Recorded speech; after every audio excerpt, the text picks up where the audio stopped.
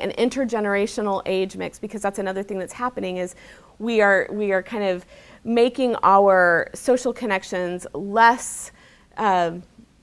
diverse. We're more able to interact just with the people who are like us. So again, finding any way to create diversity. I encourage people to put their phones down on Friday for 10 minutes again, and you just do this hands-free Friday. To 10 minutes, you decide something you're going to do every Friday that you could never do with your phone in your hands, and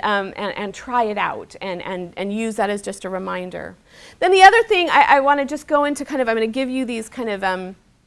just basic, my top ways of living wild, rich, embodied lives and encouraging other people to do the same, that to realize that the only space for living these fiery, kind of interesting lives is not in digital spaces. That can happen some there, but that there can also be these rich, rich realities that we learn and attain only from encountering our physical spaces and other people's physical spaces. And then after I give you, or kind of explain this list, I'm just going to give you some examples that I have juried, kind of like an art show of inspirational ideas that you can either try or share with others.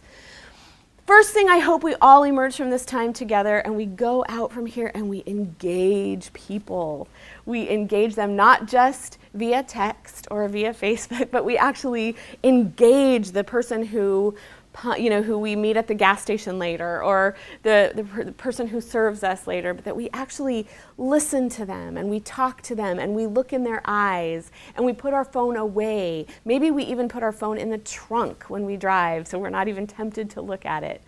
I want to encourage you all to fail. There are therapists now who, and I think they're brilliant and I think they're needed, but there are therapists, and one in particular in Portland that I know, who he will take young adults and adolescents who have lacked that family talk time and social practice, so who really gravitate toward digital relationships because they don't know how to have these embodied relationships anymore, and they fear, what will happen if I make a mistake and it's caught online or whatever. And he takes them with a coin purse full of coins, and they go into a coffee shop, and he has them on purpose spill all the coins onto the floor, and then they have to gather them up, and then they have to use them to go and look at the barista's eyes and order their coffee and use their coins to pay for it, but just to help them develop this social practice.